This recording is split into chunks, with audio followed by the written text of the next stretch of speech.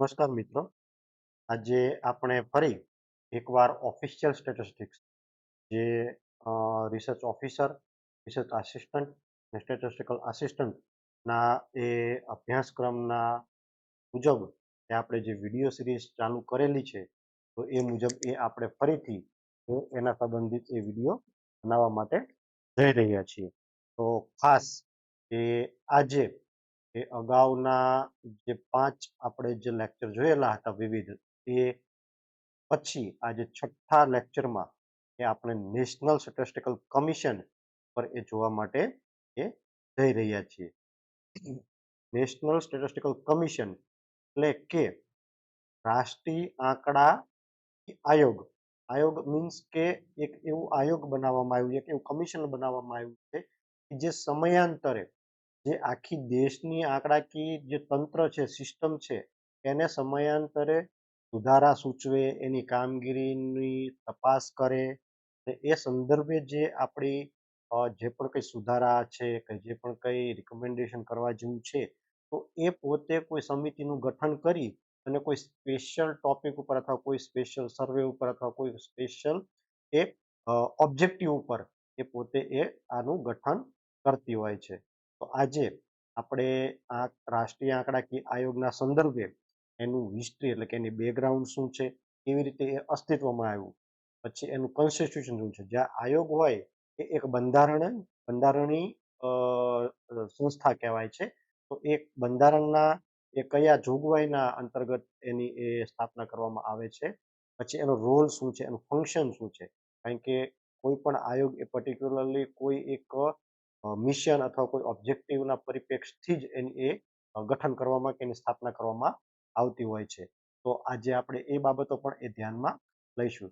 ત્યારબાદ છે legal act provisions, એના શું છે, એ કેવા એ કાયદાના દાયરામાં રહી અને એ કાર્ય કરે છે, એને કેવા પ્રકારની સત્તાઓ મળેલી છે, એ સત્તાઓ પણ એ આપણે આ નેશનલ આંકડાકીય મીન્સ કે રાષ્ટ્રીય આંકડાકીય આયોગના સંદર્ભમાં જોઈશું. એની સાથે સાથે કયા પ્રકારના એક્ટ અને રૂલ્સ રેગ્યુલેશન જે જોડાયેલા છે, જે આપણે આંકડા એકત્રીકરણના સંદર્ભે આપણા જે રૂલ્સ ને એક્ટ છે, એ પણ આપણે એના સંદર્ભે જોઈશું. તો આ આપણા સિલેબસના મુજબના પોઈન્ટ છે, જેને આપણે તબક્કાવાર 5 અલગ અલગ રીતે ડિવાઈડ કરી અને એના સંદર્ભે આપણે એક એક વસ્તુ ક્રમશઃ જોતા જઈએ. શરૂ કરીએ આજનો આ છઠ્ઠો વિડીયો સિરીઝ રાષ્ટ્રીય આંકડાકીય આયોગ, જે તમને ખૂબ ઉપયોગી થશે.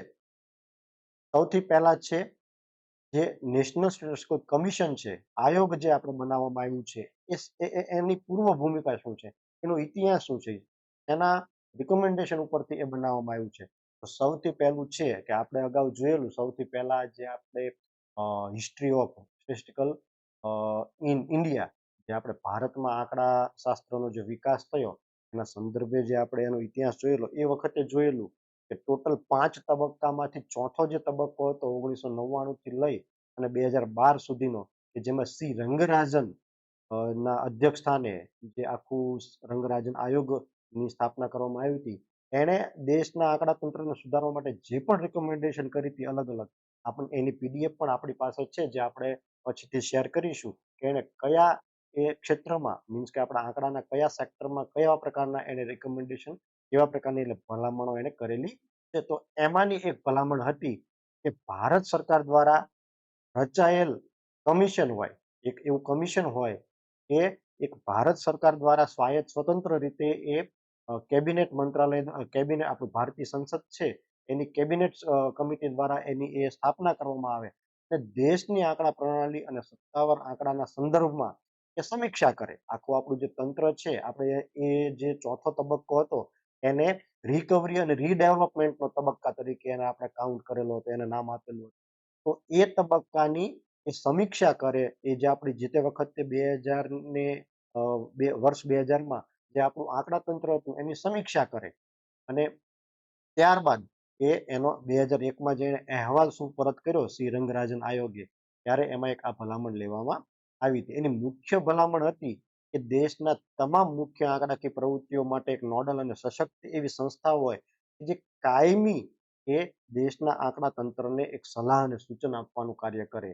એટલે કે કાયમી રાષ્ટ્રીય આંકડાશાસ્ત્ર આયોગ કે આંકડાકીય આયોગની સ્થાપના એ થાય.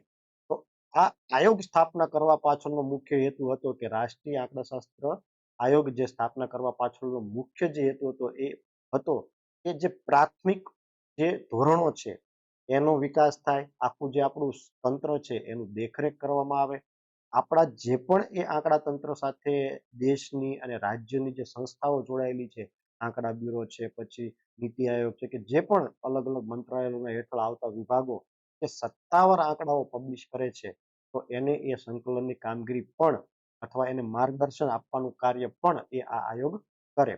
તો 1 જૂન 2005 થી ભારતે પોતાના ગેઝેટ્સમાં ઓફિશિયલી, કારણ કે કોઈ પણ સંસ્થાની જાહેરાત થાય ત્યારે સંસદમાં એની એ મંજૂરી મળે ત્યારે ઓફિશિયલી ગેઝેટમાં, ભારતીય ગેઝેટમાં, સંસદના ગેઝેટમાં એને પ્રસિદ્ધ કરવામાં આવે અને ત્યાર પછી એ અમલમાં આવતી હોય છે. તો આપણી એ આ રાષ્ટ્રીય આંકડાકીય કમિશન કે ભારતીય આંકડાકીય આયોગ એ આપણું ભાગ 3 વિભાગ 4માં એ સૂચના નંબર 85 થી કે આનું એક કાયમી માટે નેશનલ સ્ટેટિસ્ટિકલ કમિશનનું ગઠન કરવામાં આવ્યું, એટલે કે સ્થાપના કરવામાં આવી.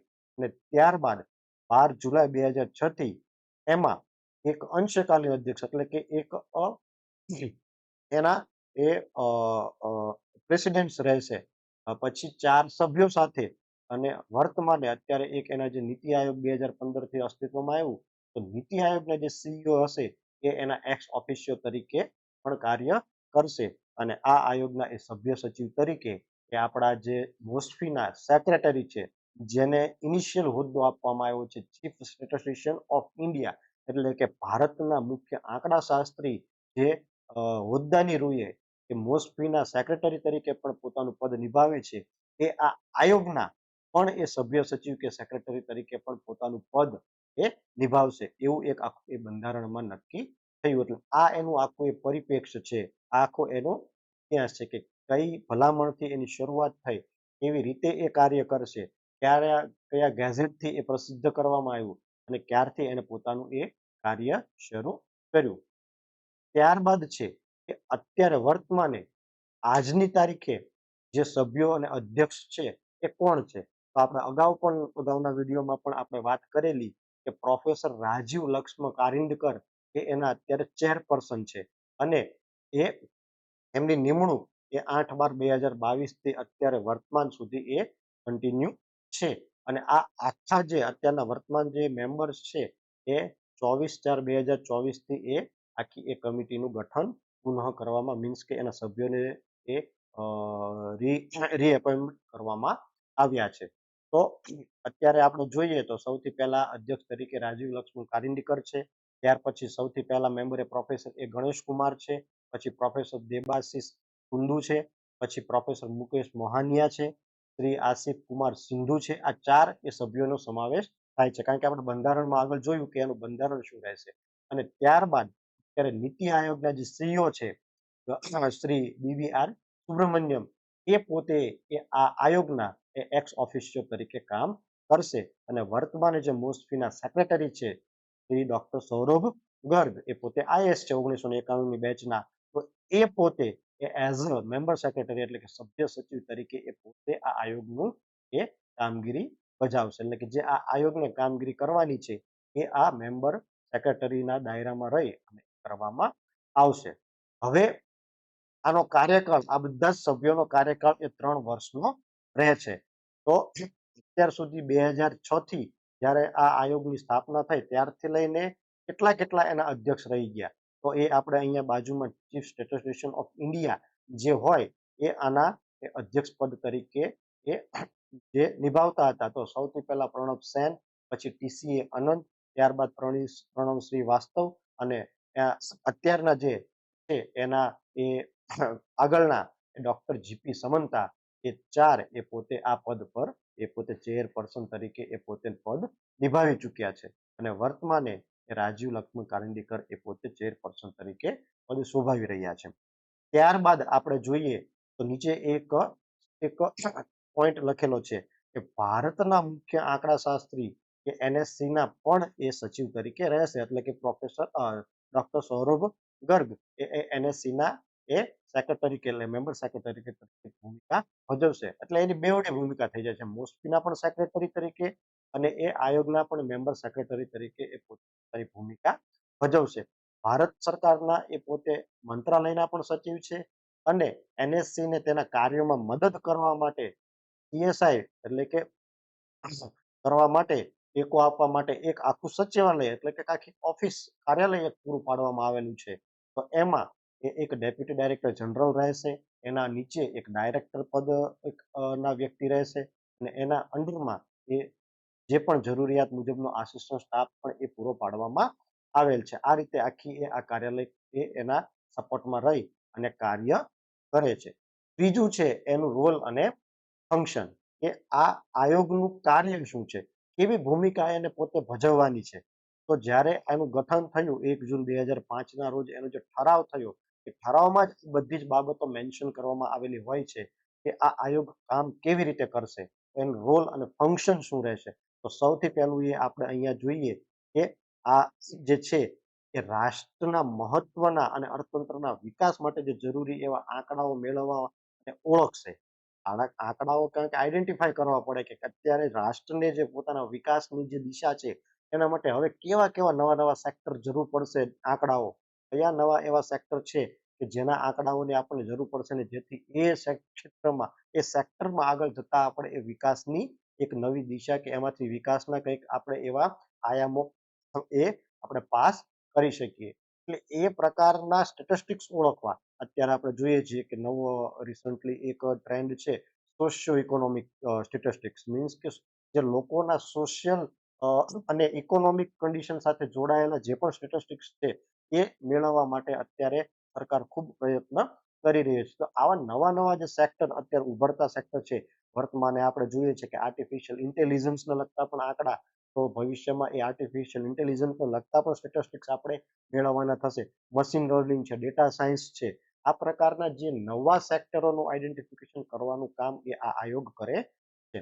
વિવિધ ટેકનિકલ મુદ્દાઓ ઉપર એ કમિશનને મદદ કરવા માટે વ્યવસાયિક સમિતિ મીન્સ કે એ બિઝનેસ કમિટીઓ અને કાર્યકારી જૂથ વર્કિંગ એ એક ગ્રુપની પણ એ રચના કરવામાં આવે છે. કારણ કે આ આયોગને સપોર્ટ કરવા માટે એવી સમયાંતરે નાની નાની સમિતિઓ છે, એવા વર્કિંગ ગ્રુપ્સ એવા બનાવવામાં આવે છે કે જે કોઈ પર્ટિક્યુલરલી ઓબ્જેક્ટિવ ઉપર કામ કરે અને આ આયોગને એ કંઈક રિપોર્ટ પોતાનો આપે ને આ આયોગ એ કોઈ એના જે આ કમિટી એ વર્કિંગ કમિટી જે ગ્રુપ્સ હોય અથવા આવી જે બિઝનેસ કમિટી હોય એને પોતાના જે રિપોર્ટ્સ કે પોતાના સજેશન આપ્યા હોય એના ઉપરથી એ આયોગ પોતે કંઈક આંકડા તંત્રને મજબૂત કરવા માટે એ કંઈક રિકમેન્ડેશન કરે.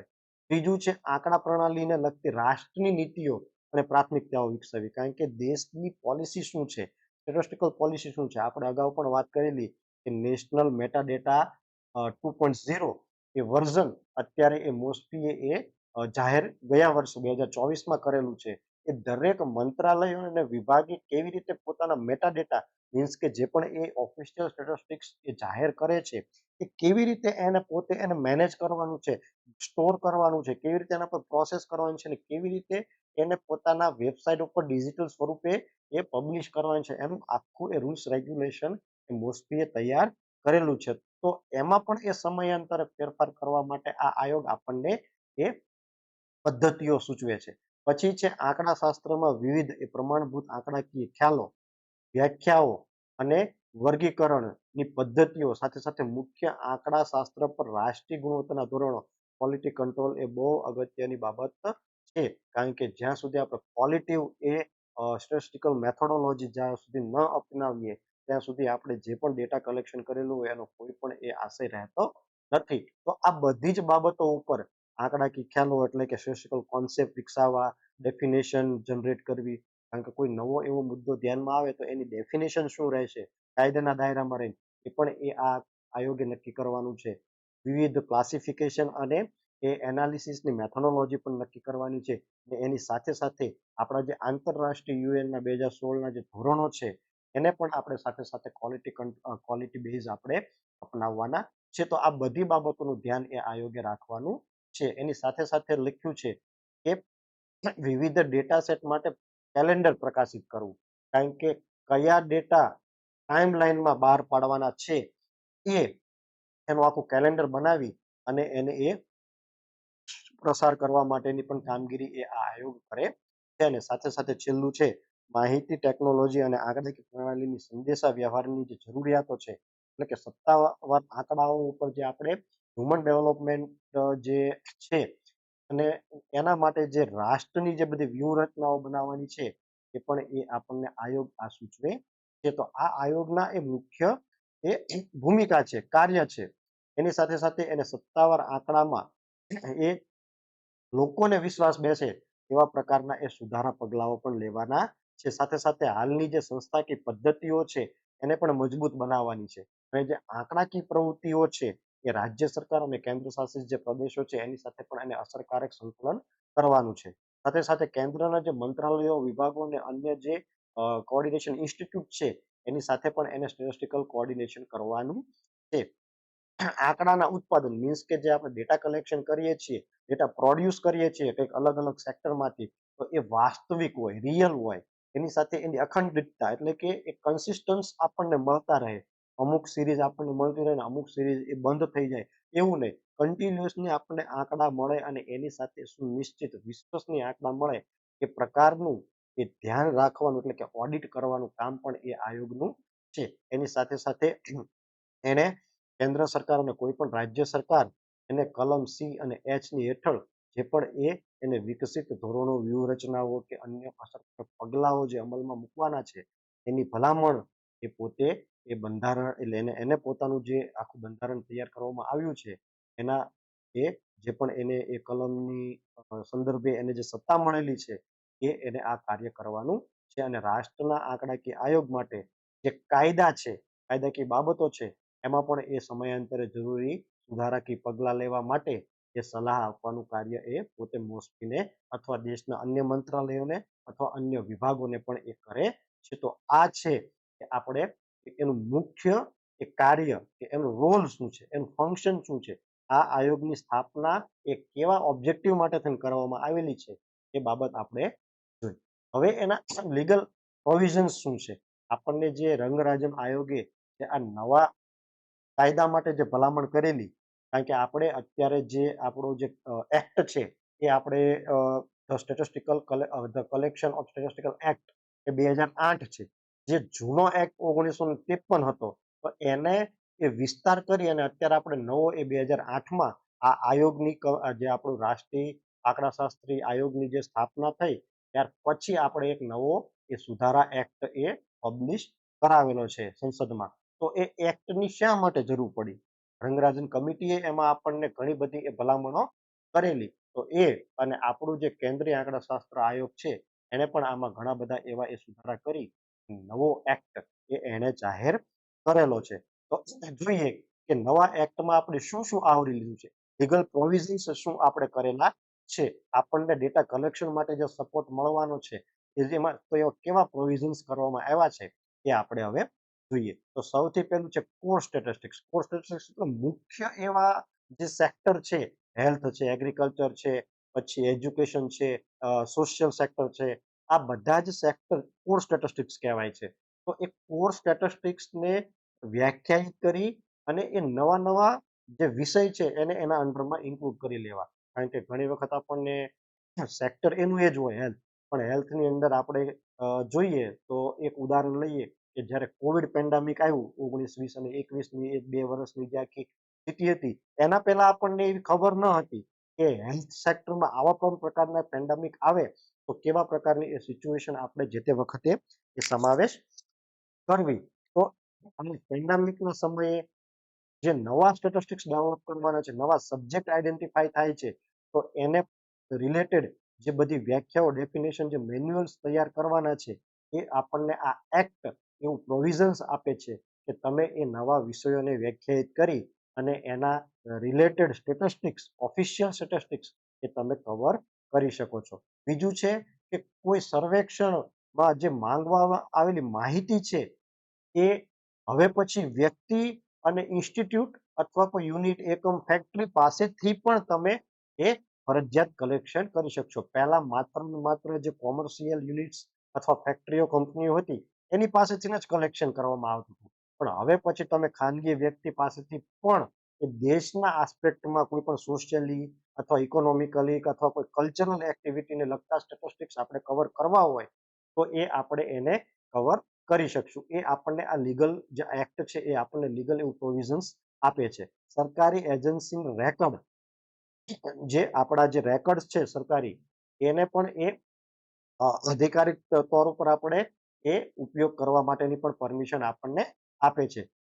પછી છે માહિતી આપનારની ઓળખ એ ગુપ્ત નહીં રહે, કારણ કે અત્યારે આપણે જોઈએ છીએ કે ડેટા ગોપનીયતા, ડેટા પ્રાઇવસી એ ખૂબ એક મોટો એ મુદ્દો છે. કારણ કે અત્યારે જેટલું ડિજિટલ ઇન્ફ્રાસ્ટ્રક્ચર ડેવલપમેન્ટ થઈ રહ્યું છે, ડેટા ટેકનિક્સ વિકસી રહી છે, એટલું જ આપણે એ ડેટાના સંબંધિત જે સિક્યોરિટી છે, ડેટા પ્રાઇવસી છે, એને પણ એટલું મહત્વ આપતા જઈએ છીએ. તો લોકો પોતે પોતાની ઇન્ટરનલ જે ઇન્ફોર્મેશન છે, પોતાની પ્રાઇવેટ ઇન્ફોર્મેશન છે, એ આપણી સાથે શેર કરતા હોય છે.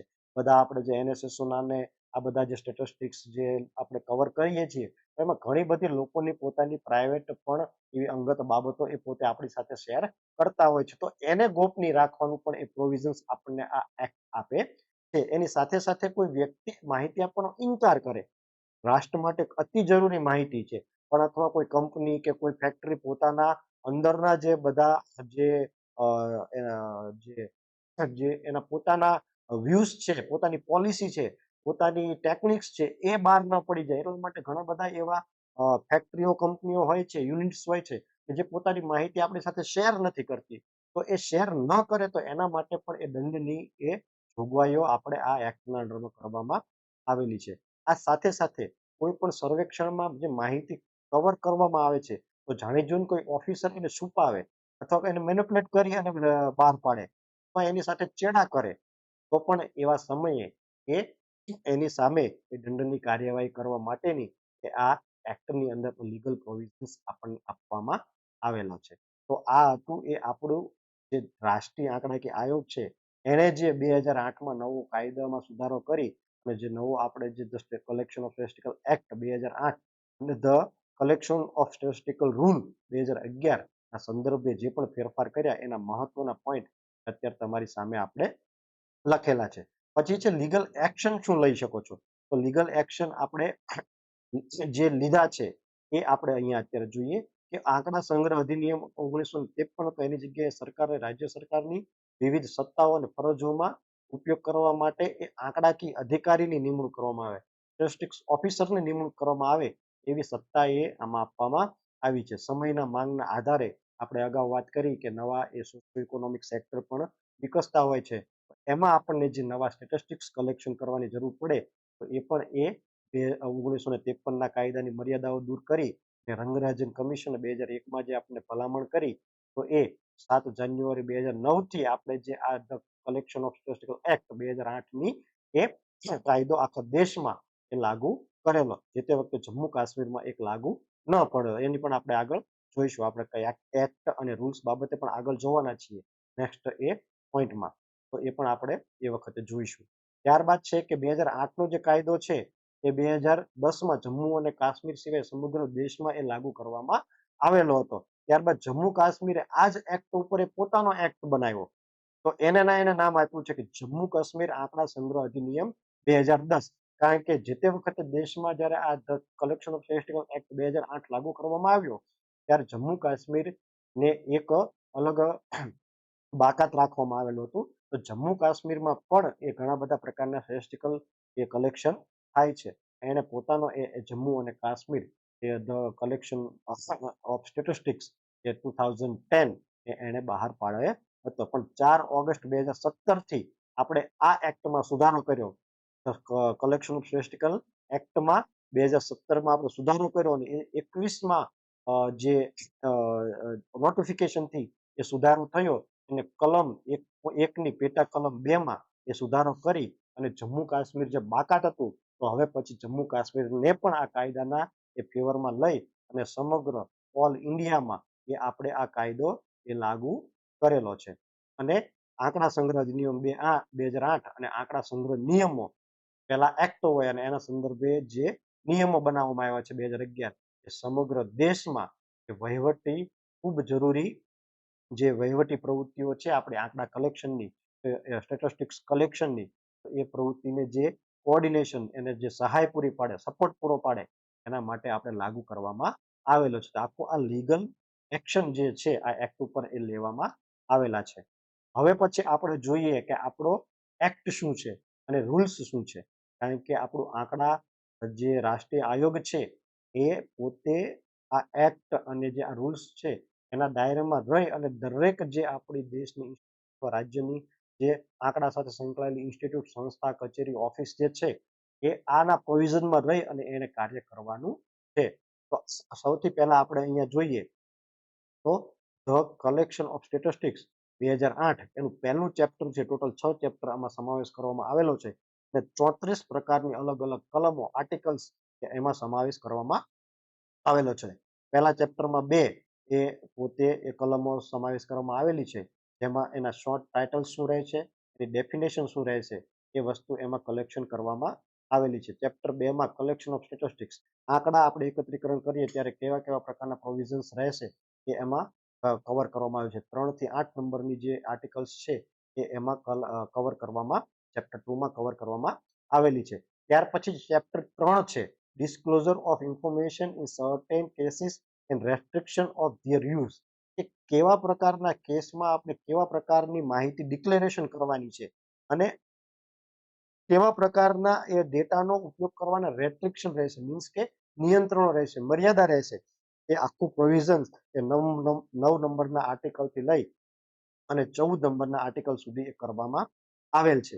ત્યાર પછી એ ચોથા ચેપ્ટરમાં ઓફેન્સીસ એન્ડ પેનલ્ટી, જ્યારે કોઈ આપણે અગાઉ જોયું આ કાયદો આપણને જે કોઈ વ્યક્તિ આપણને માહિતી આપવાની ના પાડે છે, વ્યક્તિગત રીતે અથવા કોઈ સંસ્થા એ આવી રીતે ના પાડે છે, તો એના અગેન્સ્ટ એ કેવા પ્રકારના એ ઓફેન્સીસ એટલે કે એની સામે એ ગુનાઓ લાગુ પડે છે અને એની એ ગુનાઓની સામે એ કેવા પ્રકારની પેનલ્ટી, દંડની જોગવાઈ એ કરવામાં આવેલી છે. તો 15 થી 26 સુધીની કલમો, ટોટલ એ 12 કલમોનો સમાવેશ એમાં થાય છે. કલમ 27 એ કલમ આપણે ચેપ્ટર 5 માં એ power of respected core statistics, જે કોર સ્ટેટિસ્ટિક્સ કલેક્શન કરવા માટે જે સ્ટેટિસ્ટિક્સ ઓફિસરને પાવર આપવામાં આવ્યા છે એની એમાં એ સમાવેશ થાય છે. અને ત્યારબાદ છેલ્લું એ ચેપ્ટર છે મિસલેનિયસ, એટલે કે પરચુરણ જે બાબતો છે જે નાની નાની એ એમાં કવર કરવામાં આવેલી છે. તો power of give direction, power કેવી રીતે એ વેમાં ડિરેક્ટ કરવો, મીન્સ કે નીચે પાવર ડેલિગેશન કરવો. પછી છે પબ્લિક સર્વન્ટ કોણ રહેશે, જાહેર જે નોકરો છે, જે પણ એ ક્લાસ સુપર ક્લાસ 1 થી લઈ અને જે નીચે એ કોઓર્ડિનેશન સબ કોઓર્ડિનેટ સ્ટેટિસ્ટિકલ સ્ટાફ જે કામ કરે છે એ બધા જ જે આપણે જાહેર નોકરો છીએ તો એ કેવી રીતે એ પોતાનો રોલ એ ભજવશે. ત્યાર પછી છે બાર ઓફ જ્યુરિડિક્શન, આ કાયદાનું જ્યુરિડિક્શન શું રહેશે. પછી છે protection of action taken A good faith, કે કેવા આપણે સારા આશયના સંદર્ભમાં રહી અને આપણે એ કાર્યવાહી કરીશું. પછી છે ઓવરરાઇડિંગ ઇફેક્ટ. ત્યાર પછી છે પાવર ઓફ મેક રૂલ્સ અને રીઅપીલ અને સેવિંગ્સ. ઘણી વખત આ બાબતોમાં જે પણ આપણે કોઈ કેસીસ દાખલ કરેલા હોય તો એમાં ઘણી વખત રીઅપીલ પણ કરવાની થતી હોય, તો એ કેવા પ્રકારના એ જ્યુડિશિયનમાં રહી અને આપણે એ કાયદાના દાયરામાં રહી અને રીઅપીલ અથવા રીકેસીસ એ કરી શકીએ છીએ. એ આખો એ આપણને આ કાયદો એ આપણને આ જે ડેટા કલેક્શનનું જે કામ આપણે કરવાના છીએ સમગ્ર દેશમાં, તો એ આપણને એ એક સપોર્ટ, એક પીઠબળ એવું પૂરું પાડે છે, જેના દાયરામાં રહી અને આપણે એ વ્યવસ્થિત રીતે દેશના હિતમાં ઓબ્જેક્ટિવના સંદર્ભે રહી અને ડેટા કલેક્શન કરી શકીએ છીએ. ત્યારબાદ છે કે આ એક્ટના સંદર્ભમાં અમુક નિયમો બનાવવામાં આવ્યા છે. તો એને નામ આપવામાં આવ્યું છે the collection of statistical rule 2011. તો એમાં પણ એ અમુક શોર્ટ ટાઇટલ્સ, વ્યાખ્યાઓ એ પોતે કરેલી છે. નોડલ ઓફિસર કોણ રહેશે, આ જે એક્ટની કલમો છે, આર્ટિકલ્સ છે, એના સંદર્ભે કેવા રૂલ્સ રહેશે, કેવા નિયમો લાગુ પડશે, એ અહીંયા આપણને આ રૂલ્સની અંદર બતાવેલા છે. પાવર અને ડ્યુટીઝ આ ઓફિસરને શું એલોટ થશે, કેવી રીતે એ ડિરેક્શનમાં કામ કરશે, ઓફિશિયલ સ્ટેટિસ્ટિક્સ કલેક્શન કરવા માટે કેવું ડિરેક્શન રહેશે, મોસ્પીથી લઈ અને સ્ટેટના જે જે બ્યુરો છે, આંકડા બ્યુરો છે, એ કેવી રીતે એ પોતે કામ કરશે, પ્રિન્સિપલ્સ શું રહેશે, આપણા સિદ્ધાંતો શું રહેશે, એપોઇન્ટમેન્ટ કોની કરવામાં આવશે? આંકડા અધિકારી તરીકેની. એવા એ રજિસ્ટ્રેશન એ આંકડા અધિકારીનું કેવી રીતે કરવાનું રહેશે, એના પાવર અને ફંક્શન, એની સત્તાઓ અને એના કાર્યો શું હશે. Assistant of the collection of statistics. હું પોતે આખા રાજ્યમાં કે આખા જિલ્લામાં ડેટા કલેક્શન પોતે એકલા હાથે કરી શકવાનો નથી. મને પણ એવા ગણતરીદારો કે પોતે સુપરવાઇઝર કે નીચે એન્યુમરેટરની જરૂર પડશે. તો એને મારે એપોઇન્ટમેન્ટ કરવા માટે મને કેવા પ્રકારની સત્તાઓ મળશે, જનરલ ટર્મ્સ અને કન્ડિશન કેવી રહેશે, પછી કેવા પ્રકારના રેસ્ટ્રિક્શન રહેશે, પર્સનલ ઇન્ફોર્મેશન જ્યારે આપણે કોઈ વ્યક્તિની કલેક્ટ કરીએ છીએ ત્યારે કેવા પ્રકારની આપણને એ મર્યાદાઓ સાથે એ આપણે કલેક્શન કરવાની છે. કારણ કે આપણે જ્યારે કોઈ મહિલાઓને અથવા કોઈ બાળકોની એ સેન્સિટિવ બાબતોને પૂછતા હોઈએ ત્યારે ઘણી બધી એ લિમિટેશનો એ કાયદાના દાયરામાં રહીને આવતી હોય છે.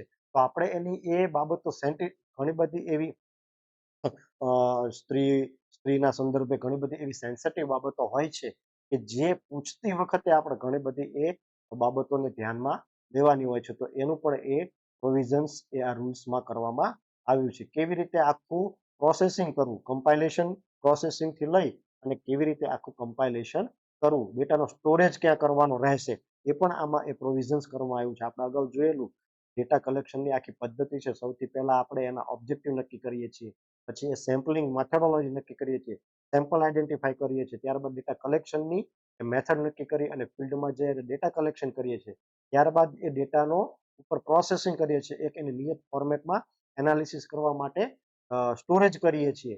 ત્યારબાદ એ સ્ટોર કરેલા ડેટા ઉપર એનાલિસિસ કરી કોઈ ટૂલ્સ, સોફ્ટવેર કે કોઈ એવી ઓનલાઈન પદ્ધતિઓનો ઉપયોગ કરી અને એના ઉપર એનાલિસિસ કરીએ છીએ. પછી આપણને એનાલિસિસ કર્યા પછી જે રિઝલ્ટ્સ મળે છે એના ઉપરથી આપણે એ રિકમેન્ડેશન ને એવા એ ઓબ્જેક્ટિવ ઉપર આવીએ છીએ કે જે આપણે દેશની આર્થિક પ્રવૃત્તિ કે વિકાસની પ્રવૃત્તિઓ ઉપર એ સજેશનો કરી શકીએ. તો એ વસ્તુ એ આમાં સમાવેશ થાય છે. ને ત્યારબાદ એ અલગ અલગ પ્રકારના એ ફોર્મ 1 અને 2 નું એ આમાં સમાવેશ થાય છે. તો આટલી બાબતો એ આના અંડરમાં આપણે કવર કરવાની રહેશે. એટલે આપણે એનું બ્રીફ તમને એ આપેલું છે. આ એક્ટની એ કોપી ગુજરાતીમાં પણ મેં ચેનલમાં શેર કરેલી છે, ઇંગ્લિશમાં પણ એની કોપી છે. આખું જે આ એક્ટ અને આ જે રૂલ્સ એનું આખું જે ડોક્યુમેન્ટ્સ છે એ પણ એ મુસ્ફી દ્વારા જાહેર કરવામાં આવ્યું છે. મુસ્ફીની સાઈડ ઉપર અવેલેબલ છે. તો એ પણ આપણે ત્યાંથી મેળવી શકીએ છીએ. મેં ચેનલમાં શેર પણ અગાઉ કરેલું છે. તો આ સાથે એ આપણે આ એક્ટની બાબતો છે. પછી આપણે એક સાયલેન્ટ ફીચર્સ તરીકેનું, કારણ કે એક્ટના સંદર્ભમાં આપણે ઘણા બધા પ્રશ્નો પૂછાતા હોય છે. કારણ કે આપણા સિલેબસનો આ એક એઝ અ પાર્ટ છે. તો આપણને એના સાયલેન્ટ ફીચર્સ પણ ખબર હોવી પડે. કેમ 1953 ની જગ્યાએ 2008 નો કાયદો લાવવામાં આવ્યો. તો આપણે એક જે એના શોર્ટ પોઈન્ટ છે એ જોઈ લઈએ. તો આંકડા એકત્રિત કરવાની સત્તા જે 1953માં હતી એ માત્ર ઔદ્યોગિક મીન્સ કે ઇન્ડસ્ટ્રીયલ અને વાણિજ્યિક એટલે કોમર્શિયલ જે ઇન્સ્ટિટ્યૂટ હતી, કોમર્શિયલ યુનિટ જે હતા એટલા પૂરતી જ હતી કે ત્યાં તમે ડેટા કલેક્શન કરી શકશો. પણ 2008ના કાયદામાં અગાઉ આપણે જોયું એમ આપણને એ પ્રોવિઝન્સ મળ્યું કે તમે હવે કોઈ ખાનગી વ્યક્તિ પાસેથી, કોઈ ફેમિલી પાસેથી પણ આંકડા કવર કરી શકશો. એની સાથે સાથે લોકલ બોડી એટલે મીન્સ કે ગ્રામ પંચાયત, તાલુકા પંચાયત, જિલ્લા પંચાયત, નગરપાલિકા, મહાનગરપાલિકા, આ જે લોકલ બોડી જે રાજ્ય લેવલે ઉપલબ્ધ છે એને પણ એવા પ્રોવિઝન્સ આપવામાં આવ્યા કે તમે તમારા લેવલે પણ ડેટા કલેક્શન આ કાયદાના દાયરામાં રહીને કરી શકશો. તો એ પણ એમને એ સત્તા એકત્રિત ડેટા કલેક્શન કરવાની સત્તા એ પ્રોવાઈડ કરવામાં આવી. ત્યારબાદ છે બીજું, આંકડાકીય સત્તા મંડળની નિમણૂક કરવાની સત્તા. આંકડાકીય સત્તા મંડળ એવી કોઈ સંસ્થા કે જે ડેટા કલેક્શન કરશે. તો જ્યારે 1953માં એ આંકડાકીય સત્તા મંડળની નિમણૂક કરવાની સત્તા આંકડાઓનો સંગ્રહ કરવા માટે પૂરતી હતી. અત્યારે એ સરકારી વિભાગ, રાજ્યની કોઈ સંસ્થાઓ અથવા સ્થાનિક જે આપણે અગાઉ જે વાત કરી 5 ગ્રામ પંચાયત, તાલુકા પંચાયતથી લઈ નગરપાલિકા, મહાનગરપાલિકાઓમાં એ પોતે કોઈ પર્ટિક્યુલરલી એ જિયોગ્રાફિકલ એરિયાના આસ્પેક્ટમાં રહી પણ એ કોઈ એ સ્ટેટિસ્ટિકલ ઓફિસરની નિમણૂક કરી શકશે. પહેલા શું હતી કે આખી સંસ્થાની નિમણૂક કરવાની સત્તા હતી. અત્યારે પર્ટિક્યુલરલી કોઈ સંસ્થા કે કોઈ પર્ટિક્યુલરલી ઓફિસર ડેટા કલેક્શન માટે એ રાખી શકશે, એની એપોઇન્ટમેન્ટ કરી શકશે. માનવબળ, કારણ કે આપણે ખબર છે કે સેન્સસ સર્વે કે સેમ્પલ બેઝ સર્વે કરવા માટે આપણને એન્યુમરેટર કે સુપરવાઇઝર કે જે ડેટા એન્ટ્રી જે ઓપરેટર છે આની જરૂર પડતી હોય છે. તો 1953માં આવા કોઈ માણસો આપણને રાખવાની એવી કોઈ જોગવાઈ ન હતી. પણ આપણને 2008ના એક્ટથી સરકાર પોતે પોતાના જે પણ ઓબ્જેક્ટિવને સર્વે ફૂલફિલ કરવા માટે જે પણ માનવબળની જરૂર પડે એ રાખવા માટે આપણને શું કહેવાય સત્તાઓ આપેલી છે. ધારાધોરણો સર્વેના ડુપ્લિકેશન માટે જે તે વખતે 1953માં કોઈ એવા સુનિશ્ચિત એવા ધારાધોરણો હતા નહીં. પણ વર્તમાને કેન્દ્ર અને રાજ્ય એ પોતે ડેટાનું ડુપ્લિકેશન ના થાય એવા એને કોર સ્ટેટિસ્ટિક્સ વિકસાવી અને એના સંદર્ભે એવા નવા ધારાધોરણો અને ટેકનિકલ નિયમો બનાવવાની સત્તા પણ એ આપવામાં આવેલી છે. ત્યાર પછી છે માહિતી મેળવવાનું સ્વરૂપ. સૌથી પહેલા જે તે 1953માં એવું હતું કે લેખિત સ્વરૂપે માહિતી મેળવાતી હતી.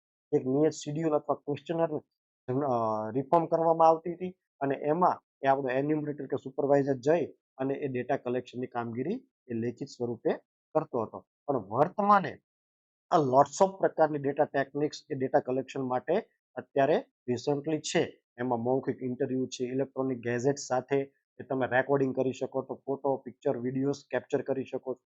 જે તે સ્થળે જઈ તમે જીઓ ટેગિંગ કરી શકો છો અને લોટ્સ ઓફ પ્રકારની ફાઇલ્સના સ્વરૂપે વર્ડ ફાઇલ્સ છે, પીડીએફ ફાઇલ્સ છે, જે પણ તમે એ ઓડિયો, વિડીયો સ્વરૂપેની ફાઇલ્સ પણ તમે જે તે સ્થળે એ ડેટા સ્વરૂપે રેકોર્ડિંગ કરી અને અત્યારે તમે ડેટા એ કલેક્શન કરી શકો છો. મીન્સ કે અત્યારે લેખિત સ્વરૂપ તો ઉપલબ્ધ જ છે પણ એની સાથે સાથે નવી ડેટા ટેકનિકની સાથે ડિજિટલ્સ એ જે સ્વરૂપ છે એ પણ એ અપનાવવામાં આવેલું છે. ત્યાર પછી છે ડેટાનો સહેતુક ઉપયોગ. જ્યારે સૌથી પહેલા 1953માં આપણે જે પણ ડેટા કલેક્શન કરતા હતા એનો માત્ર ઉપયોગ એ આઈપીસીની જે કલમ છે ઇન્ડિયન પિનલ કોડ એના સંદર્ભે બહુ લિમિટમાં હતી. પણ વર્તમાને આપણે જોઈએ છીએ કે આપણા સ્ટેટિસ્ટિકલ જે કલેક્શન હોય છે, આપણા આંકડાઓ સત્તાવાર એ ગુનાઓના સંશોધન માટે કે ગુનાઓને એ ગુનાહિત પ્રવૃત્તિ અટકાવવા માટે કે કોઈ ગુનાના કેસમાં એ આપણી આંકડાકીય પ્રવૃત્તિઓને ઉપયોગમાં પણ લેવામાં આવે છે. તો એ આપણને આ એક્ટના અંડરમાં એ નવું પ્રોવિઝન્સ મળે છે. પછી છે દંડ અંગની કાર્યવાહી. જે તે વખતે 1953માં એ ખૂબ જ લિમિટેશન એ દંડની જોગવાઈ હતી, પેનલ્ટીની જોગવાઈ હતી અને પ્રક્રિયા પણ એટલી લેન્ધી અને કહેવાય બોજારૂપ હતી. જે વર્તમાને આપણું જે 2008નો નવો એક્ટ છે એમાં એ બધું જ એ વ્યવસ્થિત રીતે રિફોર્મ કરી અને એને દંડની જોગવાઈમાં પણ વધારો કરવામાં આવ્યો છે. જે આપણી કાયદેસરની કાર્યવાહી કરવાની છે જે આપણે જ્યુરિડિશનના દાયરામાં રહીને એ પણ એમાં વ્યવસ્થિત રીતે રિફોર્મ કરવામાં આવેલી છે અને પદ્ધતિસરના ધોરણો સિસ્ટમેટિક્સ એ જે ફોર્મ્સ હોય છે એ પણ એ 1953માં કંઈ હતું નહીં. વર્તમાને આપણને જે પણ ડેટા કલેક્શન કરવામાં આવે છે એની મેન્યુઅલ્સ બનાવવામાં આવે છે. મેન્યુઅલ્સમાં આપણને મેન્શન કરવામાં આવે છે કે પદ્ધતિ કઈ પદ્ધતિથી ડેટા કલેક્શન કરવામાં આવશે, કેટલી એની ટાઈમલાઈન રહેશે, શું એની વિશ્વસનીયતા રહેશે, કેવી રીતે એના ડેટા સુનિશ્ચિત ક્વોલિટી કેવી રીતે એની સુનિશ્ચિત કરવામાં આવશે, એ તમામ પ્રકારના આંકડાઓ એ કોર સ્ટેટિસ્ટિક્સના સંદર્ભમાં એ કેવી રીતે એના જોગવાઈ છે એ બધું જ આપણને અત્યારે મેન્યુઅલ્સ વ્યાખ્યાઓ એ જે આખી તૈયાર કરવામાં આવે છે એમાં એ મેન્શન કરવામાં આવે છે અને આ બધું એ આપણને આ એક્ટના અંડરમાં પ્રોવિઝન્સ મળે છે. તો અત્યારે આપણે આજના આ લેક્ચરમાં એ નેશનલ સ્ટેટિસ્ટિકલ કમિશન એ પોતે શું કાર્ય કરે છે, એનો રૂલ્સ એનો એનો એની લીગલ પ્રોવિઝન્સ શું હોય છે એ આ એક્ટના જે આ એક્ટના અંડરમાં રહી અને આપણને કાર્ય કરવાનું કહે છે. તો એ એક્ટ શું છે એ આપણે તમને તમારા સિલેબસના આધારે જે પણ પોઈન્ટ્સ હતા એ આજે આપણે કવર કરેલા છે. બ્રીફ નોટ આપેલી છે. મે બી મને એવું નથી લાગતું કે કદાચ તમારા એક્ઝામના પરિવ્યુથી આનાથી બહારે કદાચ કંઈક આવે પણ આ એટલી બધી એ વોટ્સઅપ પ્રકારના ડેટા એ વેબસાઇટ્સ અને એ બધા ઉપરથી લઈ અને એક તમને બહુ શોર્ટ સ્વરૂપે એ તમને અત્યારે બ્રીફ રીતે રજૂ કરવામાં આવેલું છે. તો આશા રાખીએ કે તમને આજે આ વિડીયો નેશનલ સ્ટેટિસ્ટિકલ કમિશન પર બ્રીફ નોટ્સ મળશે અને તમને ભવિષ્યમાં ઉપયોગ પણ થશે અને આપણે તમારી ઓફિશિયલ સ્ટેટિસ્ટિક્સની આખી સિરીઝ છે એ પણ એ બને ત્યાં સુધી 10 કે આપણા જે આગામી જે દિવસો છે એમાં એ પૂરું કરવાના પ્રયત્નો કરીશું. તમને મોસ્ટ જે યુઝફુલ ઇન્ફોર્મેશન હશે એ સાથે ફરીથી અમે તમારી સામે હવે પછી જે તમારા સેક્ટર સ્ટેટિસ્ટિક્સ છે, એગ્રીકલ્ચર, હેલ્થ છે, તમારું વુમન્સ એન્ડ ચાઇલ્ડ છે, એજ્યુકેશન છે, જે તમારા સેક્ટર વાઇઝ સ્ટેટિસ્ટિક્સ છે એના સંદર્ભે આપણે નવી એ વિગતો સાથે ફરી ટૂંક સમયમાં તમારી સામે હાજર થઈશું. ત્યાં સુધી આપ અત્યાર સુધી જે તમને જે શેર કરવામાં આવેલી જે ઇન્ફોર્મેશન છે એની સાથે બન્યા રહો. એનો ઉપયોગ કરી તમારી એ પરીક્ષાની તૈયારીઓને મજબૂત રીતે એ આગળ વધો એવી તમને શુભકામનાઓ પાઠવીએ છીએ. એની સાથે સાથે તમે મસ્ત રહો, વ્યસ્ત રહો, સાથે સાથે આ પરીક્ષામાં તમે ટોપ સાથે ફર્સ્ટ રહો એવી શુભકામનાઓ પાઠવીએ છીએ. Thank you. ખૂબ ખૂબ આભાર.